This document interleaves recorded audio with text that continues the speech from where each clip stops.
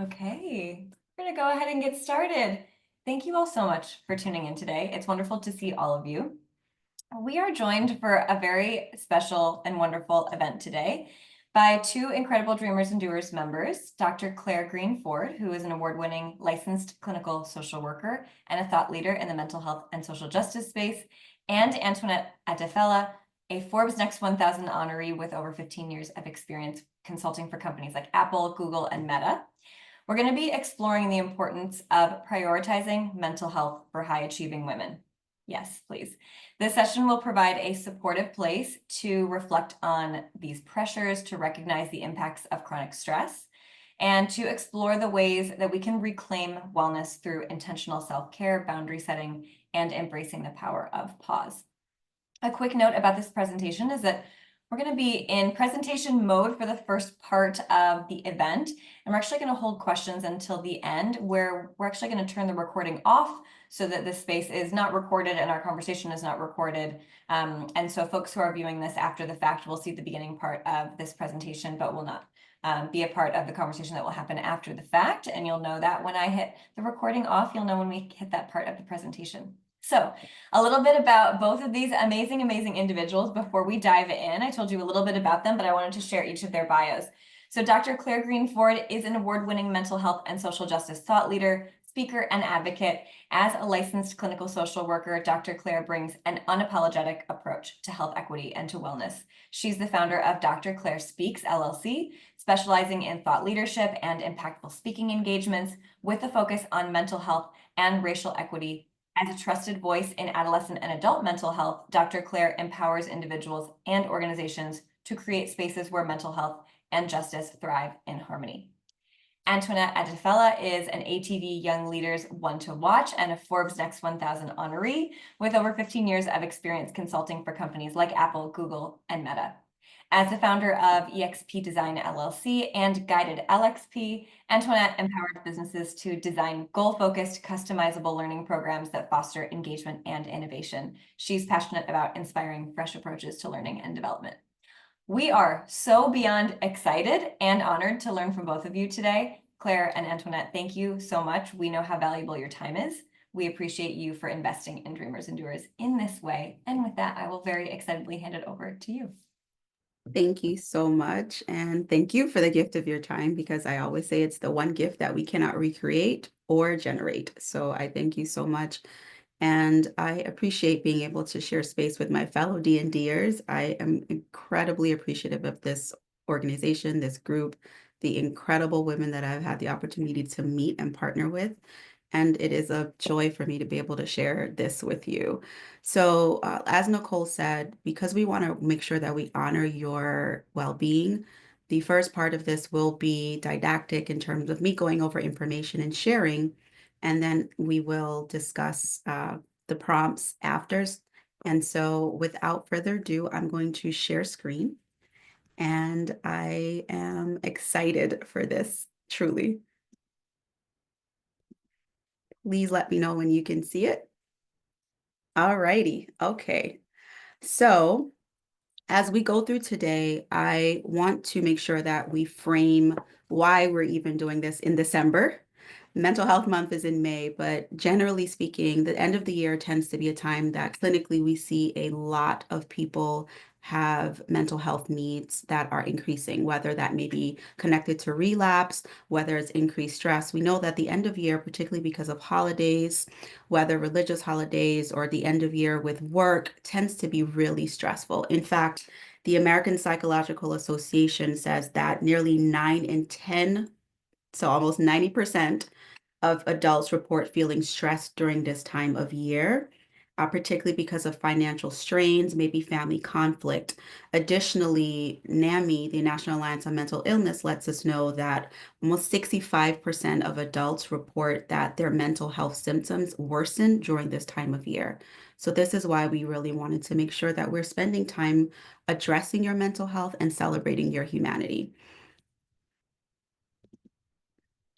So today we're going to do some grounding because it's so important to me that we are fully grounded in this space. And we're also going to talk about some statistics and information and always provide you some resources so that you can thrive in and outside of any space that you're in. At the end, we will have reflections and a heart-to-heart where we share art and dialogue. So Nicole already introduced me, so I will not introduce myself again, but I am truly honored to share space with you. Fun fact, my twin sister should be on here because she's also in D&D, and I am a lover of all things warm. So as Nicole was speaking about the cold weather, I was not happy. I'm not happy about the cold weather in New York. Canada can keep its cold. So we're going to do some grounding, and grounding, I'm going to ask for you to participate in this with me. And part of it is as we go through every training I do, regardless of whether it's in person or virtual, I discuss the importance of making sure that we hold space for each other in a way that's honoring.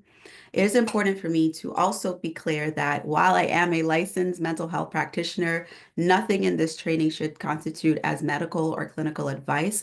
This is for educational, informational purposes, and I encourage each and every one of you to seek professional help to assess your own individual needs. The idea and hope for this session is that you will feel honored and you can create spaces of honoring for other people.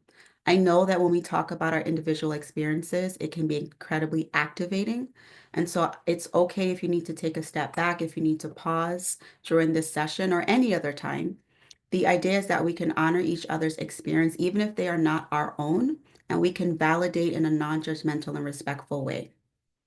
We are honoring ourselves and our shared humanity when we create space for each other's well-being and to celebrate the gift of each other's presence. I am going to ask that if you are willing, that we engage in box breathing. So I typically include some form of breathing within every session I do. The purpose of box breathing is it's a deep therapeutic, physically, and I will say for many people, sometimes spiritual practice, where we are engaging our breath. It helps to distract our mind from what we are experiencing and refocuses our nervous system. So it helps to decrease the stress in our bodies. It also lowers blood pressure and can lower our cortisol levels. And cortisol is the stress hormone that we all have in our bodies, sometimes too much of the stress hormone in our bodies. The great thing is if we have the privilege of breathing on our own, we can do it anywhere, anytime. And so that is what box breathing is. And so if you will, if you want, you can keep your eyes open. If not, you can close them. I want you to plant your feet firmly on the floor. I want you to feel grounded to whatever it is. You can also put your palms of your hand on your knees or on your thighs. I want you to connect with your body. I'm going to ask you to inhale for 4, then you will hold for 4, exhale for 4, and hold for 4. And we're going to do this 2 times. So if you're ready, make sure that you can feel like you're back on that chair. I want you to feel as though something is holding you up, whatever that is. I want you to feel like your tush is really firmly planted on this chair or wherever you're sitting, whether that's the ground or on a chair, on a sofa, whatever that is. I want you to feel what's behind you, feel that support. We're going to begin. I'm going to ask you to inhale for 4. 1, 2, 3, 4. Hold. 1, 2, 3, 4. Exhale. 1, 2, 3, 4. Inhale. 1, 2, 3, 4. Hold. 1, 2, 3, 4. Exhale.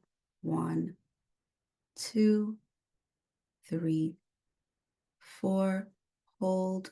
1, 2, 3, 4. Inhale. 1, 2, 3, 4. Take in a deep breath. Let it out. Feel the sensations in your body. Feel your breath. Honor that breath. While we are not physically in the same space, we are sharing space together. And I thank you for sharing your breath because our breath is our life. And you're sharing your life force and the gift of your presence with each and every person that we're sharing space with today. Thank you. So for today, what I hope that you receive in this discussion is recognizing how important your well-being is. There's so many of us that have unrealistic demands placed on our time, on our mental capacities, on our emotional capacities. And I want you to be able to acknowledge the weight and the toll of that chronic stress, as well as the stereotypes that we as women get and told about ourselves. We're often told we're too emotional, we can't handle things, and yet the world crumbles if we are not around. I want you to embrace fully the gift of pausing because it is one of our biggest strengths. When we know and are empowered to put boundaries in place to protect our well-being, we are fully stepping into our queendomness. I want to create and hope that you help cultivate collectively a space that is supportive. And most of all, I hope that you leave this space feeling valued, supported, and honored. So let's talk about it. Your wellness matters, and we have to face the truth because nothing can be addressed if we don't face the reality of what it is that we're dealing with. The World Health Organization is clear that mental health, and particularly depression, is the leading cause of disability in the world. This cost the global economy over 1 trillion, yes, trillion with a T, US dollars a year in lost productivity. In the United States alone, over 280 billion, yes, billion with a B, dollars are lost each year in revenue due to mental dis-ease. I don't say disease, I say a dis-ease because it's a dis-ease in our minds, there's a dis-ease in our bodies, and there's a dis-ease in our souls that fosters or creates mental unwellness for us. Mental health is among the leading causes of disability and one of the most prevalent medical conditions that exist. 25%. And we always estimate that that is probably lower. This is based on who we can get into research of adults experience mental illness each year in America. That's almost 60 million Americans. That's a large population of people who are navigating some form of mental health condition. 75% of US workers experience at least one mental health symptom in a year. And over 80% of those people say that their jobs have something to do with that. We have a crisis. And particularly when it comes to women, about 25% of women experience anxiety and depression, and we are more likely to be diagnosed, almost 2 times as likely to be diagnosed with a mental health condition as compared to men. This is a huge burden. Additionally, there are challenges that women uniquely face. 85 to 95% of all cases connected to anorexia and 65% of all cases of binge eating disorder are with women identified individuals. On average, women are earning significantly less, anywhere between 25 to 35% less than a man for the same job, despite having the same or exceeding qualifications. Women are significantly more likely to experience violence, whether violence in the workplace, violence at home, or violence in society as compared to men. And women are significantly more likely to attempt suicide. In fact, it may surprise you, given what we typically see in society, that women attempt suicide on average 4 times more higher than men. Men complete suicide more than women, but women attempt suicide at a rate of 4 times higher than men. That is a significant cry for help, and it is a significant amount of people who are dealing with so much stress that they are unable to feel or experience support. And it is a crisis, particularly because as women, we carry most of the burden for caregiving, child rearing, managing the homes, everything else. As women, we are often experiencing this disproportionate expectation that we manage everything: households, the boardroom, your family, your friends, your own schedule, everyone's appointment, and everything in between. And it is incredibly taxing on our minds. It's incredibly taxing on our bodies. A lot of people may have mom guilt or partner guilt or caregiver guilt, because the reality is that women are also 70% more likely to be in charge of caregiving responsibilities as compared to men. And even when men are responsible for caregiving, women by over 50% spend more time doing work connected to caregiving than men, even if they have similar responsibilities, which means that on average, if you are spending 20 hours a week in caregiving alone, outside of your responsibilities for your business, outside of your responsibilities at work, outside of your other responsibilities, typically a man may only spend 10 hours as compared to your 20 hours, in addition to everything else that you're doing. That equation, as we say, that math ain't mathin', and that math that's not mathing is causing us to have astronomically high incidences of depression, anxiety, and other physiological and psychological challenges, because our bodies are not designed to operate under so much stress for so long. Additionally, we have the burden of women of navigating systems of oppression and discrimination, where we are told that we cannot do, we will not be given access to, and that our work and our worth is less than others. This amplifies our experiences and also the distress, because if you are doing the same work and you are qualified and you're getting paid less and you're getting passed over for the opportunities for, increased salary, you're getting passed over for that promotion time and time again, you keep being told that you're too emotional, you keep being told that someone doesn't feel comfortable with you because you spoke up, that you're aggressive instead of assertive. These things weigh on you because we're constantly trying to fit into these narratives and boxes that we were not designed to be held in. You are not a box. You're not a toy. You're not to be put on a shelf, and you certainly are not to be put away because somebody's uncomfortable with you standing in your humanity. And these are some of the challenges that women navigate and some of the additional burdens that we carry.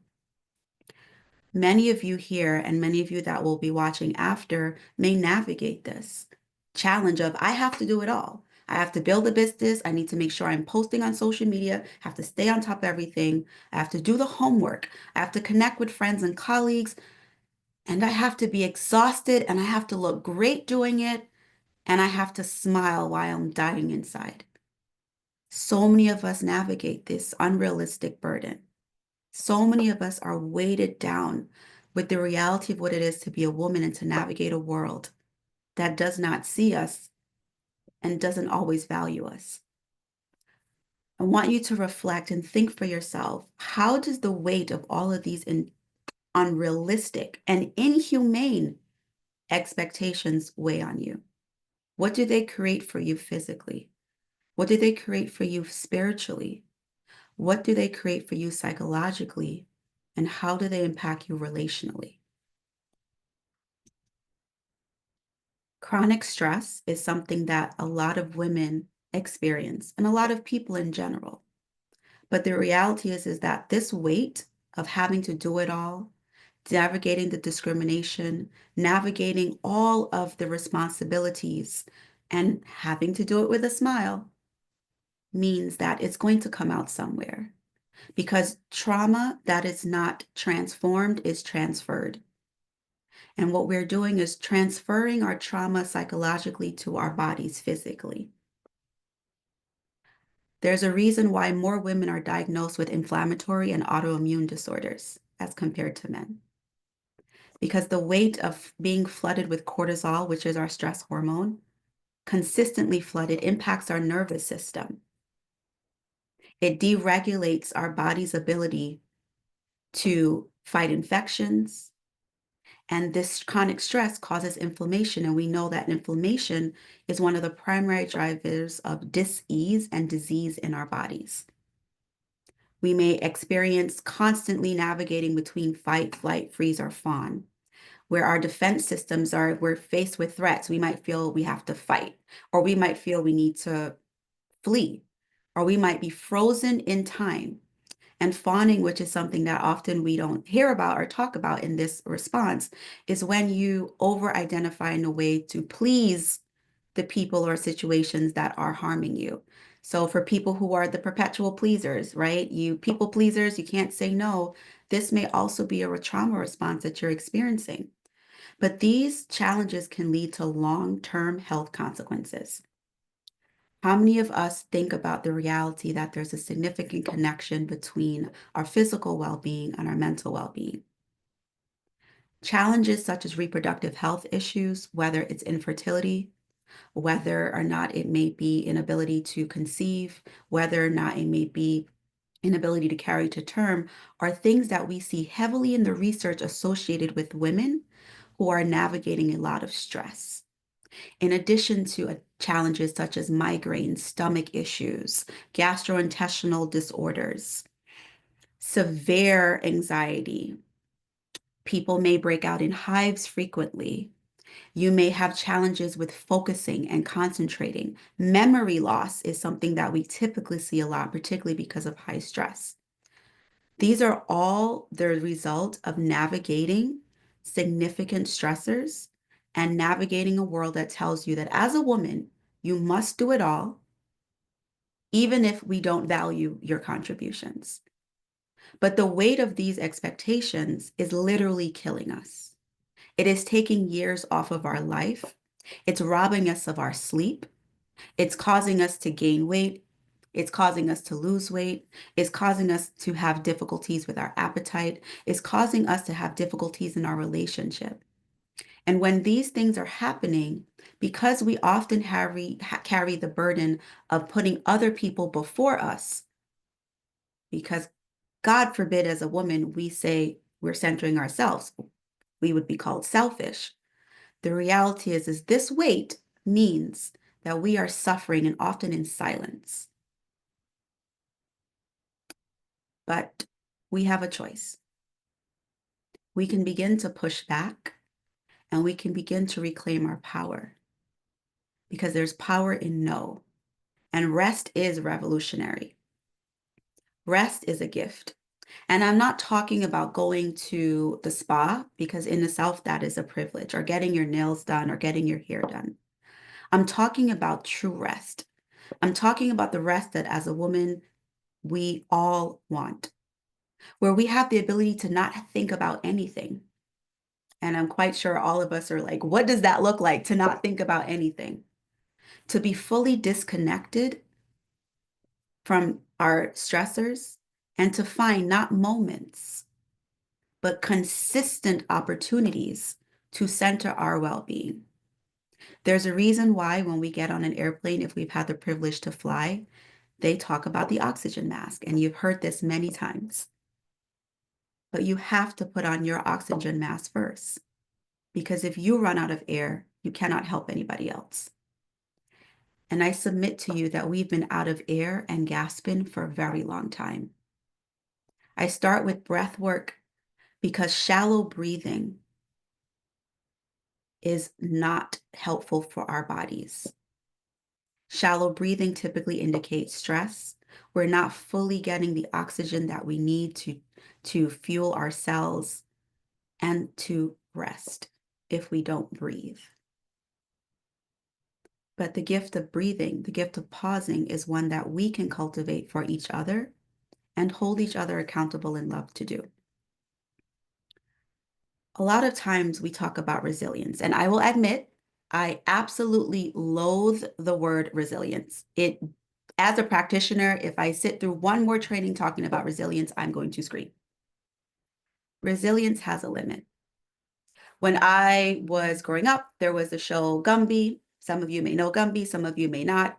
But Gumby is this stretchy thing, stretchy character made out of dough, Play-Doh, I think. But that's a cartoon. Rubber bands have stretch. But the idea of resilience is that we keep bouncing back like a rubber band from the hits and the challenges of the world.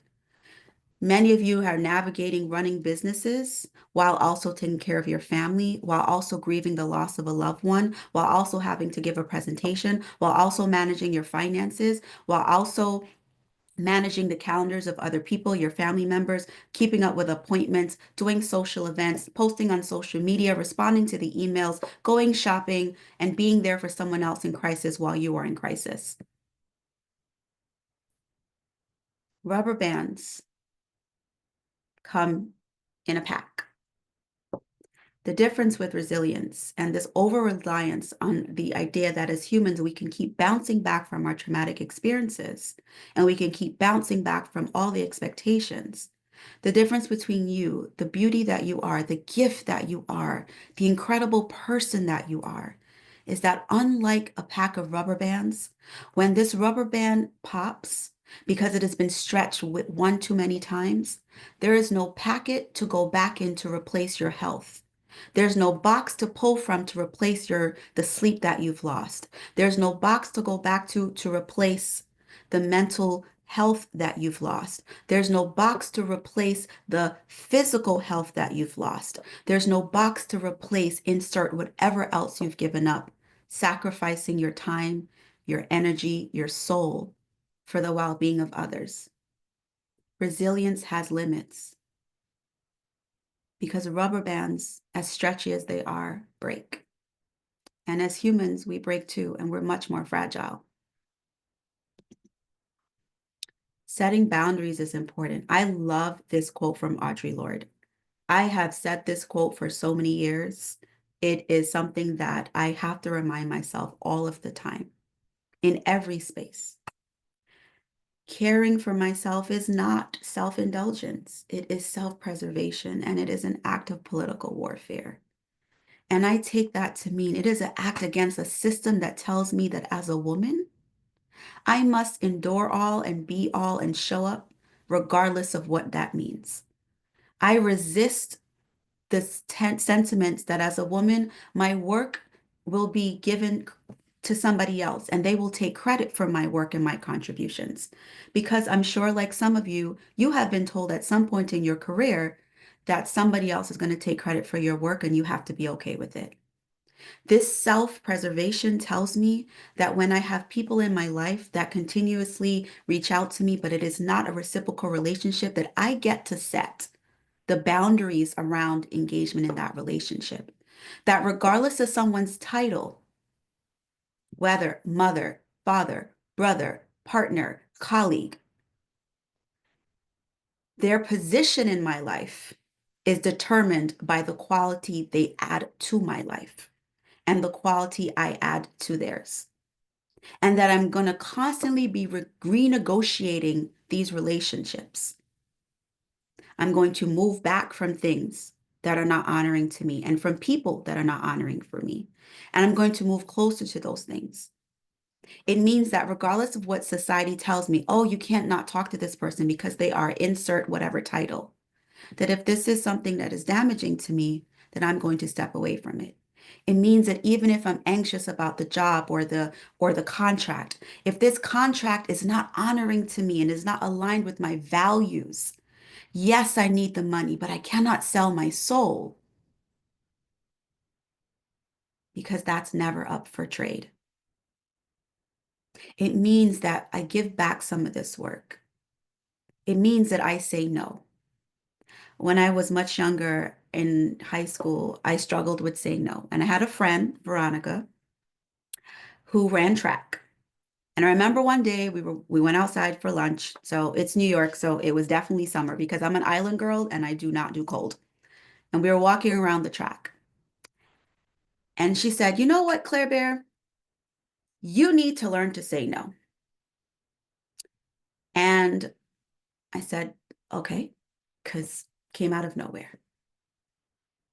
And then she said, "Let's practice saying no."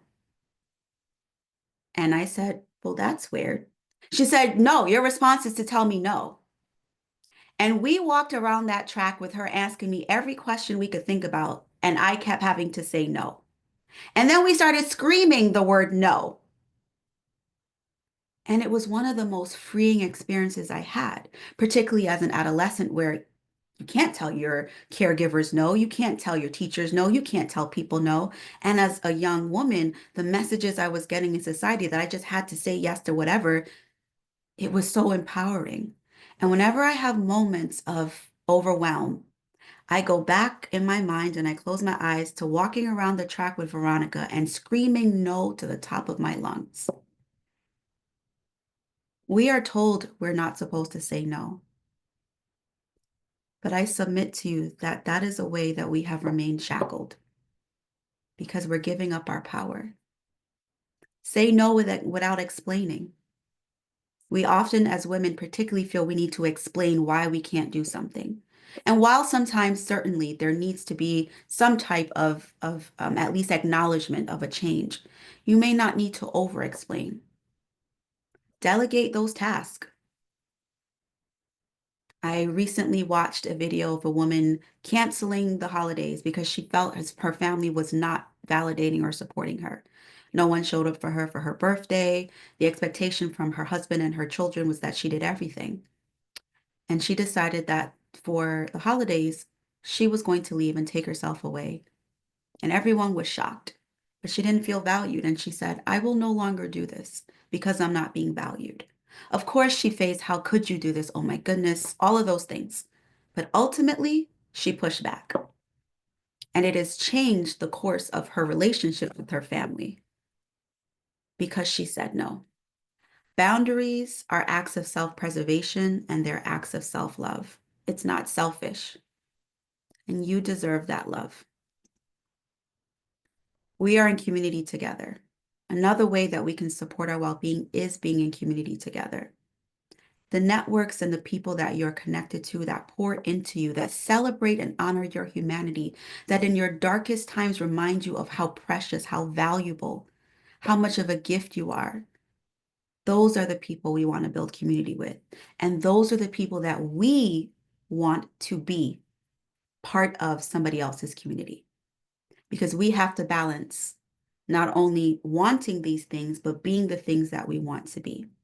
Accountability and partnerships are important.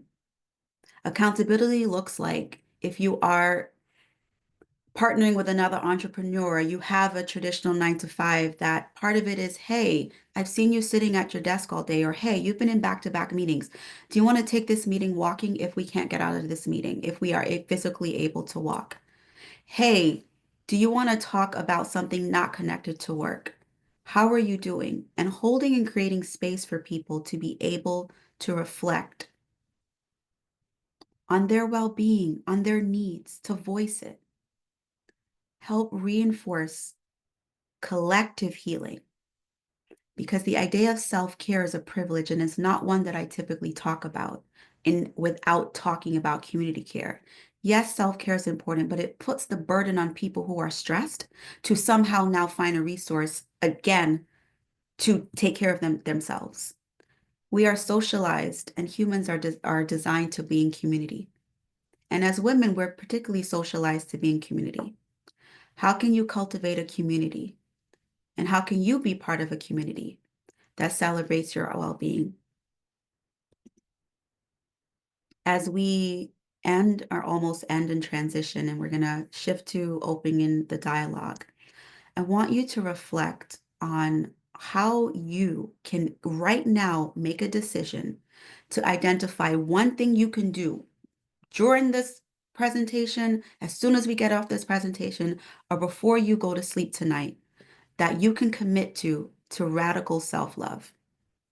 As women, we typically navigate this idea of toxic strength, where we are supposed to keep pushing, keep pulling, and keep going regardless. We are to smile through the pain. We are to carry the burdens of our community and our families, all at our expense. I submit to you that that is not serving us, and it never has, and it certainly never will. We have to be the change. There's no one coming to rescue us. It's us. We are doing this group today because this is how we heal and we learn and we grow and we thrive in community. You are going to have moments of dis-ease. You're going to have moments of pain. You're going to have moments of exhaustion. And that just means you're human. But you do not have to stay in those moments alone. Even if someone doesn't know what to say, just creating space for someone and holding space for someone makes all the difference. I want you to honor yourself and know that your mental health is so important. It's more important than anything else because health is wealth. Be aware of your feelings, your emotions, and the things that give you peace and the things that rob you of your peace. No is a gift. If I could put that on a mug, I will, and I may put it on a mug. Boundaries are vital for protecting your overall well-being. But as you put boundaries in place and want them to be honored, also honor the boundaries other people may put in place with you. Because we have to be aware of how we may activate other people as well. Disconnect. So often in our world, we are plugged in, plugged on all day, 24/7. You get up, you're looking at your phone, you're checking your email, you're on vacation, you're responding to emails. That doesn't engage our well-being. Disconnect. As the kids say, go touch grass, but I'm allergic to grass. I have been tested. I'm allergic to the world. I need to live in a bubble, honestly. So I'm going to go touch sand because I love the beach. But truly disconnect and always protect what matters. This image is of hands protecting what seemingly may be a family. But one of the primary reasons I put it is because there's a heart, and that is being protected. Protect your heart. Protect the gift that you are. You are a gift, truly. Here are some resources that you can engage, and these will be shared out because Antoinette so graciously created a platform that will engage some post-learning for you after this session. And these resources will be available there as well, and additional other resources. But here's some resources that can be helpful for you, particularly for people that are looking or may not have insurance. Open Path Collective can be incredibly helpful because it's a group of practitioners that have agreed to receive lower fees. It's a one-time membership fee to join. I don't know their rates, but if it's something you're interested or someone that you are in community with can benefit from, please know that it's a resource. As a disclaimer, though, I make no claim to the accuracy or quality of the information because everything is pulled from publicly available websites and materials. And I thank you so much. I want you to know that you are a gift. There is truly only one you. There is no person that was created in history. There is no person that currently exists. And there's no person that will ever exist that is the gift of the world and to the world that you are right now. No one has your love. No one has your insight. No one has your experience. I'm not saying this to make you feel better. I'm saying it to remind you of who you are. You are a gift. Your presence is a gift.